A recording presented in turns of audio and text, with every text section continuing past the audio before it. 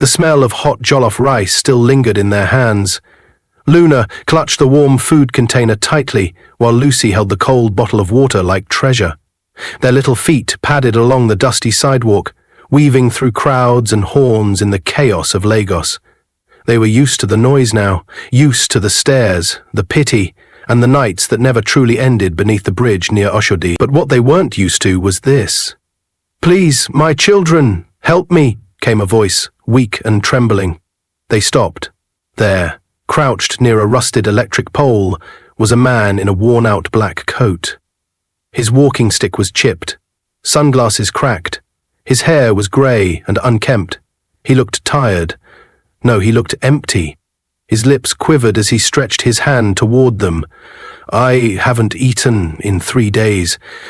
I'm dying." Luna froze. Lucy's stomach ached. This was their only food for the day, and they hadn't eaten since yesterday afternoon. The rice would have stretched till tomorrow, maybe. And the water. They had learned to sip it in small mouthfuls to make it last. They got the food after long hours of begging, and the little money given to them. It was what they used to buy the jollof rice and bottled water. But then Luna remembered something. Something Mummy once told them before the accident. Kindness isn't what you do when you have more than enough. It's what you do when you don't. She looked at Lucy. Lucy looked back. They didn't speak. Lucy slowly knelt and placed the jollof rice in the man's palm. Lucy handed him the bottle of water. The man's hands shook as he collected it. You're giving this to me?" he whispered. "Yes, sir," Luna replied quietly. "Please eat." The man didn't wait. He opened the container and started devouring the food, spilling grains of rice on his lap, drinking the water between mouthfuls, like a desperate man returning to life.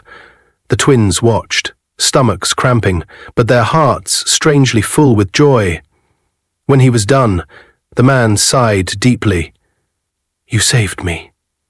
"You too," the twins smiled. "Goodbye, sir," Lucy said, grabbing Luna's hand to walk away. But then... "Wait," the man called, his voice stronger now. "Please." "What are your names?" The girls turned around. "I'm Luna," she said. "I'm Lucy," the other one said. His eyes widened. "Luna and Lucy. Twins?" They nodded. He frowned. "Where are your parents?" Their smiles faded. "We don't have any," Luna said quietly. "They died in an accident 2 years ago." "And where do you live?" he asked gently now. Lucy pointed to the bridge in the distance. "Under there." There was silence, a long, heavy silence. Then the man did something strange. He took off his dark glasses. His eyes weren't blind. They were clear, sharp, and they sparkled. He slowly stood up straighter, adjusting his worn-out coat, and pulled something from the inside pocket, a phone. He dialed. "Said the convoy," he said simply. "I've found them." The girls froze. Who are you?" Luna asked, stepping back. He smiled, a smile that was calm but powerful. "My name is Maxwell Jonathan. I'm not blind, and I'm not a beggar." Lucy blinked. "You're not? I am the CEO of Maxwell Automobiles. You've probably heard me on radio or seen me on the billboard." He turned and pointed. Right behind them, just above the rusty traffic sign, was a giant board with his face on it. The same face. The man standing in front of them. You're that man," Lucy gasped. Luna's jaw dropped. "The rich man on TV?" Maxwell laughed lightly. "Yes, that's me. But I wasn't looking for fame today. I was looking for good hearts, real ones." They stared at him, trembling. Maxwell stepped closer, lowering himself to their height. "I was pretending, to see if anyone would help. And you did. You gave me your only food when you had nothing. That's the rarest kind of love." Luna felt tears sting her eyes. "So, what happens now?" A deep rumble echoed in the distance. Then, suddenly, a convoy of SUVs rolled around the corner. Sleek black cars with tinted windows. A few men in suits stepped out. One of them opened the door of the middle car. Maxwell looked down at them. "Come with me." Lucy panicked. "But we can't. That's not our car." Maxwell smiled warmly. "It is now. From today, your lives will never be the same." He held out his hand. Luna hesitated, then took it. Lucy followed. As they entered the car, the guards nodded respectfully at the girls. One even smiled. Inside the vehicle, the seats were soft, air-conditioned air blew gently, and bottled juices waited in holders. Luna looked around, stunned. "Is this real?" she whispered. Maxwell chuckled. "You'll see." As the convoy pulled away, Luna and Lucy watched the bridge fade behind them, the only home they had known for 2 years, and ahead, a mansion in Lekki. A new life, and a future that no one, not even them, could have imagined. But just when the journey was about to begin, something unexpected happened inside the mansion. The convoy curved into a private road lined with palm trees and white roses. At the end of it stood a sprawling mansion, white marble walls, golden gates, fountains that danced in the sunlight. Luna pressed her face to the tinted window, eyes wide. Lucy grabbed her hand tightly, whispering, "It looks like a castle." They had never seen anything like this. As the car rolled to a stop, uniformed staff rushed out. Guards, chefs, cleaners, even a tall woman in a blue suit with a digital tablet in hand. The moment Maxwell stepped out, everyone bowed. But the billionaire didn't respond to the bows. Instead, he turned and opened the door for Luna and Lucy himself. "Welcome home," he said. The girls stepped out slowly, unsure if their feet were even allowed on the white stones beneath them. Lucy clung to Luna. A butler reached for their hands but stopped when Maxwell raised his palm. "No, let them settle first." He led them through grand glass doors into a world they never imagined. Smooth floors that sparkled like water, chandeliers like upside-down trees of gold, and paintings of powerful people on the walls. Everything was quiet and beautiful. Too beautiful. Lucy whispered, "Are we dreaming?" Maxwell smiled down at her. "No, sweetheart, you just woke up." Suddenly, the tall woman in the blue suit stepped forward. "Sir, I've prepared the rose room as you requested. They will be safe there." Maxwell nodded. "Good." He turned to the twins. "You'll sleep in the rose room tonight, but first, let's eat." Lucy's stomach grumbled. Loudly, Maxwell laughed. "Come on." They were led into a huge dining room, bigger than the entire bridge they used to sleep under.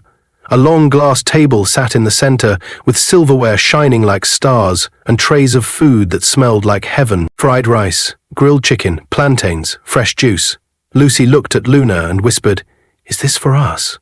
Maxwell nodded. "Yes, eat as much as you want." But just as they were about to sit, Luna paused. She looked up at him. "Why are you doing this?" Maxwell's smile faded slightly. He sat down across from them, folding his arms. "Because I was once like you." The girls blinked. "What?" "I was an orphan too. Grew up on the streets of Port Harcourt.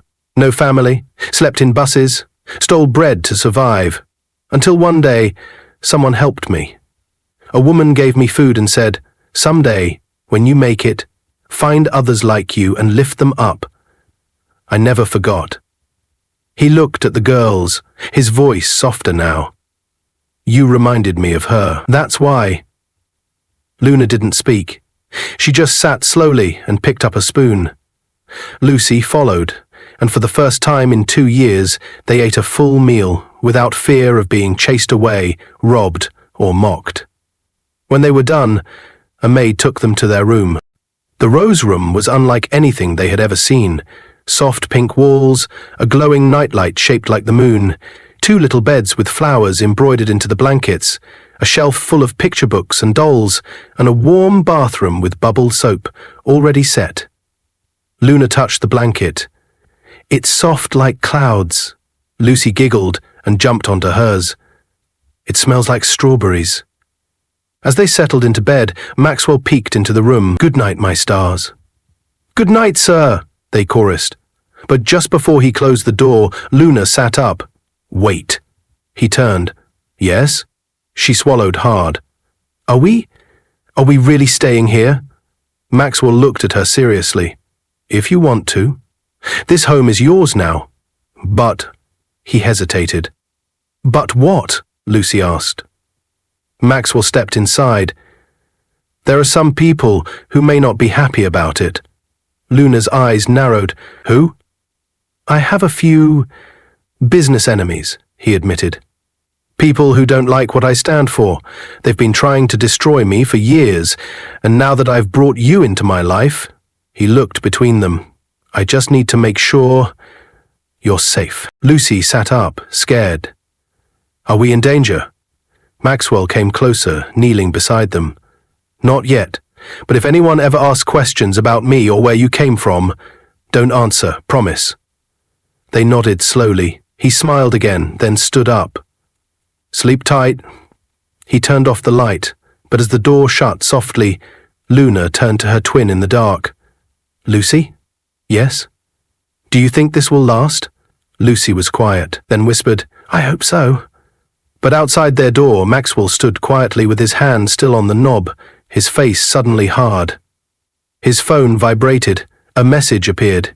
They're watching. You've made a mistake bringing those girls in. Maxwell's jaw tightened. He turned and walked down the hallway, not knowing the storm that was about to begin.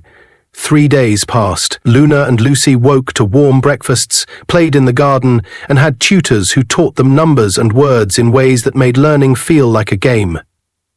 They had never laughed this much in their lives. Each evening, Maxwell would sit with them in the library and read bedtime stories. It was heaven. A new world, a miracle. But even in what seemed like heaven, there were shadows. Maxwell had been distant that day. His phone rang non-stop. He paced, locked himself in his study, and spoke in low tones that sounded like warnings. That evening, while Luna played dress-up with dolls and Lucy drew smiley faces with crayons, a visitor arrived. Her name was Monica David. She wore a tight, expensive green gown, high heels that clicked like knives, and dark lipstick that made her smile look sharp. Her hair was sleek, pulled into a bun so tight it didn't move. Her eyes scanned everything like a hawk looking for prey. And when she saw the twins, she froze. These are the children? She asked Maxwell as he came down the stairs. Yes, he said calmly. Monica's lips curled. Stray children from the streets, and you brought them into this house? Maxwell didn't flinch. They're not stray, they're mine now. Monica laughed, but it wasn't kind. Do you remember what happened the last time you trusted a pair of strangers? Maxwell's face hardened. These girls are different.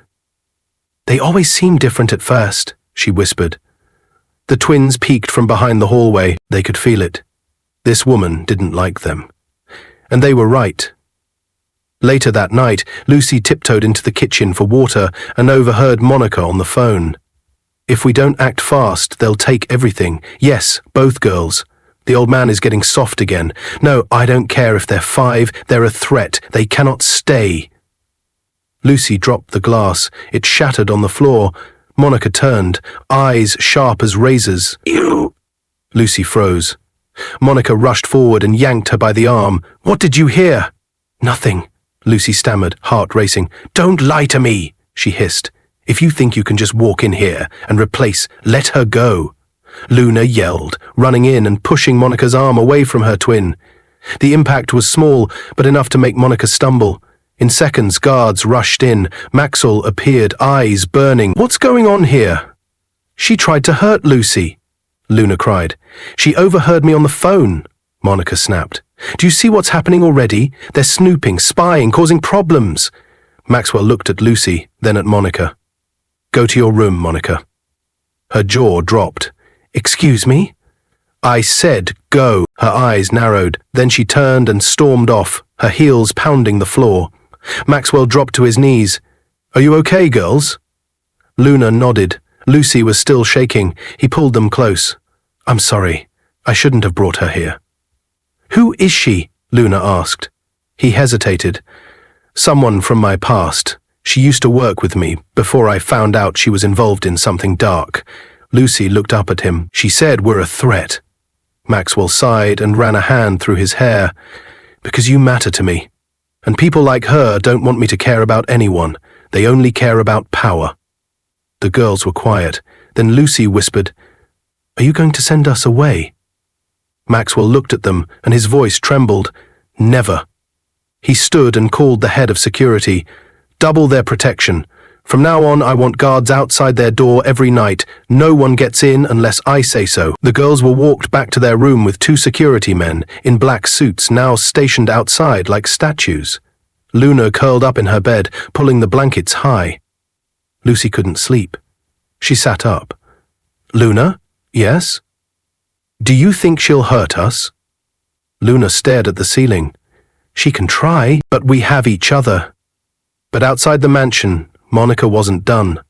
She stepped into a black SUV parked in the shadows and handed a brown envelope to a man in the back seat. His eyes were cold. "She's not listening," she said. "He's protecting them."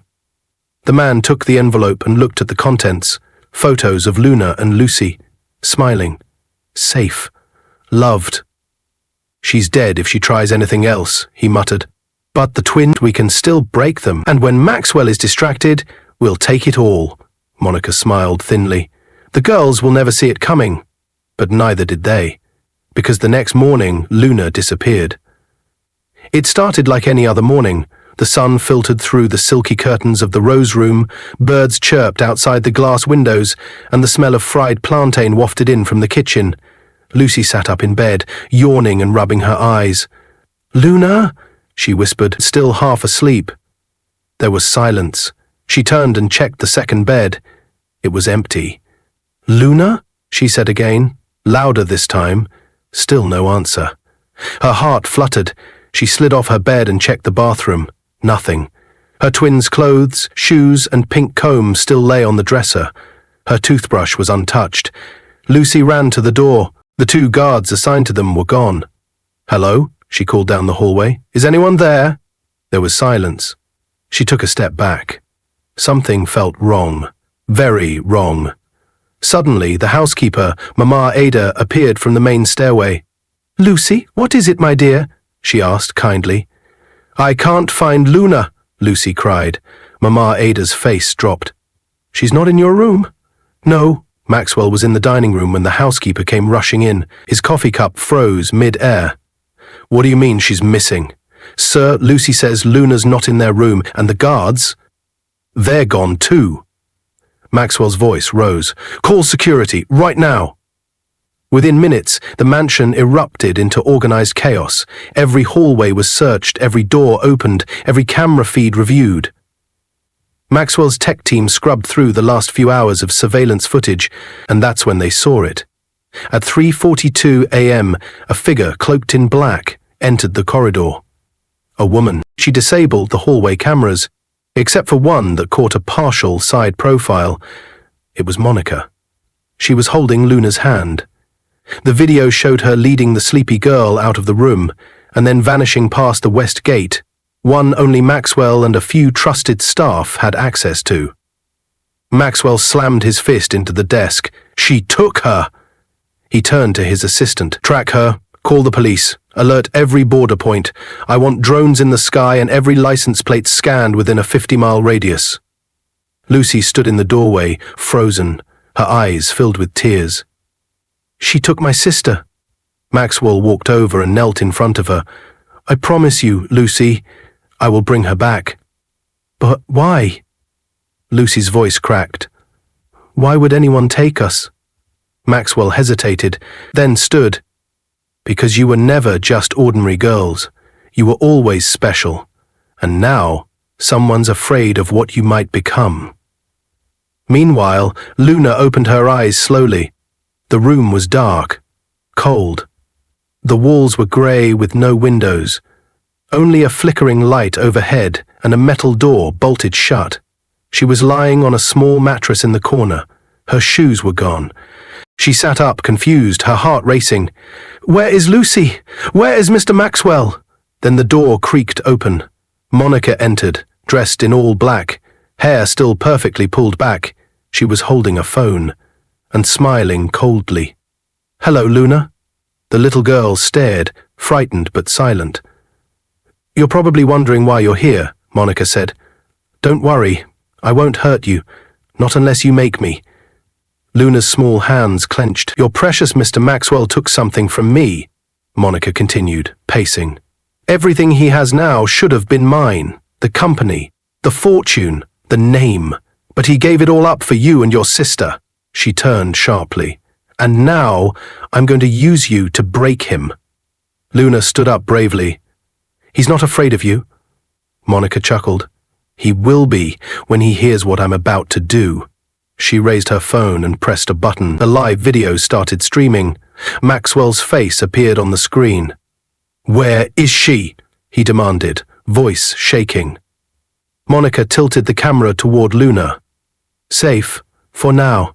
You listen to me, he growled. If you lay a finger on her. You'll what? Monica interrupted. Call your guards? File a report? You think the law will stop me? Maxwell's jaw tensed. What do you want? I want the keys to your offshore accounts, the access codes to your manufacturing patents, and I want you to resign, publicly, from Maxwell Automobiles. Maxwell's eyes went cold. Or what? Monica turned the camera back to Luna. Or you'll never see her again. Then she ended the call. Luna sat down slowly. Her hands trembled, but she refused to cry. Lucy will find me, she whispered to herself. Mr. Maxwell will come. But time was ticking. And across town in the mansion's underground vault, Maxwell opened a drawer he hadn't touched in years. Inside, an old military ID, 2 black gloves, and a secured satellite phone. He made one call. I need a favor. No questions. It's time to bring her back. The person on the other end replied with just 3 words. I'm on it. The storm was about to begin. Night fell hard over Lagos, but inside the mansion Maxwell wasn't sleeping. Neither was Lucy. While the world around them moved, inside the walls of that house, time had stopped. Luna was missing, and Maxwell was ready to break every rule he once lived by to bring her back. In a dark warehouse near Ipe, Luna sat alone, hugging her knees. She had counted 32 tiles on the floor. Twice. Her throat was dry, and the air smelled like chemicals and rust. She didn't cry. She remembered what Mummy used to say, crying doesn't fix the storm. Bravery walks through it. Then she heard something. Footsteps. 2 men entered. One had a scar across his face. The other wore a headset and carried a duffel bag. She's awake, Skal said. Good, the other replied. Let's get it over with.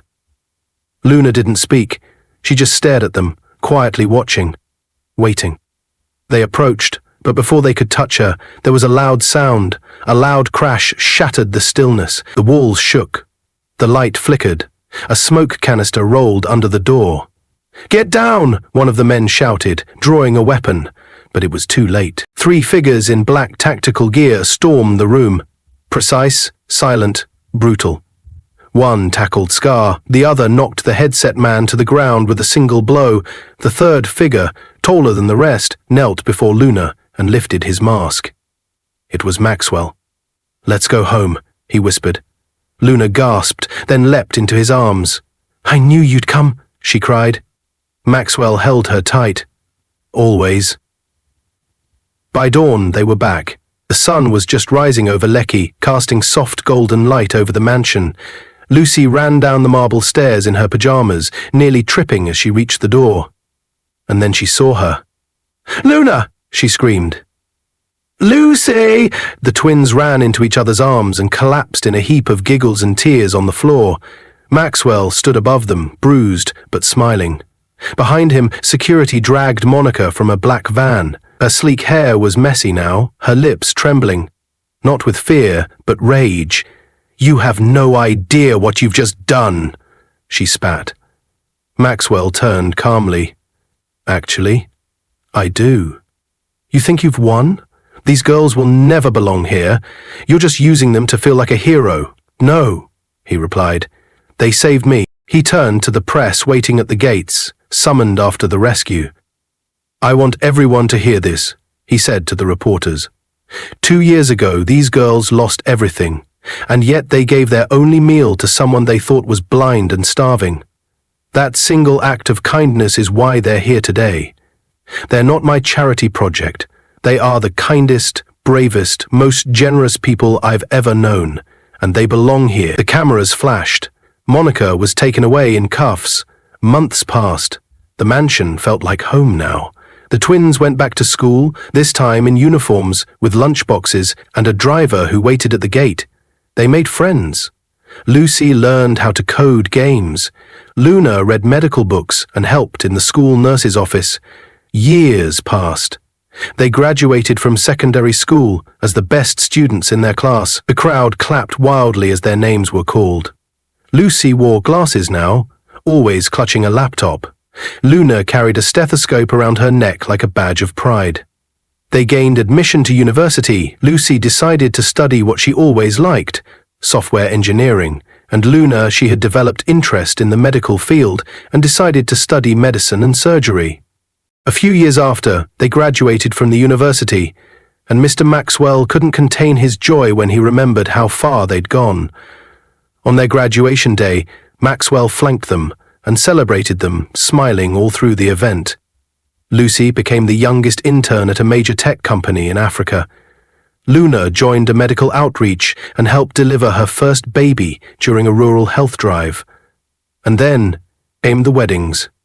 Lucy met Martins, a calm, brilliant petrochemical engineer. Luna met David, a kind-hearted pediatrician with gentle eyes. The weddings were grand, elegant affairs. Maxwell gave both brides away, but he wasn't just their guardian anymore. He was their father. The world had once turned its back on them, but now it stood to clap. They became his only children, the children he never had. He felt fulfilled being a father again, and he couldn't control his tears when he remembered how his wife and their 2 daughters died in that terrible accident many years ago, and his decision never to remarry. 1 year later, the twins gave birth. Luna gave birth to a baby boy, Obinna, named after their late father. Lucy gave birth to a baby girl, Amanda, named after their mother. One afternoon, Luna and Lucy visited Mr. Maxwell. With their babies and their husbands, they sat under the mango tree in the mansion's backyard. Lucy and Luna sat on a bench, watching their children play, while their husbands were talking and joking with Mr. Maxwell in the sitting room. Lucy turned to her sister and smiled. "Do you remember the jollof rice?" Luna laughed softly. "The one we never ate? Saved our lives." They were quiet for a moment. Then Luna whispered, "Do you think Mummy and Daddy are proud?" Lucy looked at her niece and her son, running across the grass, giggling under the Lagos sun. "I think they never stopped watching." Maxwell stepped out of the house, now with grey in his beard but strength in his eyes. He was followed by his 2 sons-in-law, Martins and David. They joined them on the bench. "We should start something," Lucy said suddenly. "Like what?" Maxwell asked. "A home," Luna replied, "for kids like us, the ones nobody sees." Maxwell's eyes welled with pride. "Then let's build it together." And so they did. The Amanda Jonathan Foundation opened 2 years later, a sanctuary for abandoned children, giving hope, food, love and education. All because 2 little girls once gave away their only meal, not knowing it would feed their destiny. What is your view about this story? Where are you watching from? If you like this story, comment, share and subscribe to our channel for more interesting stories.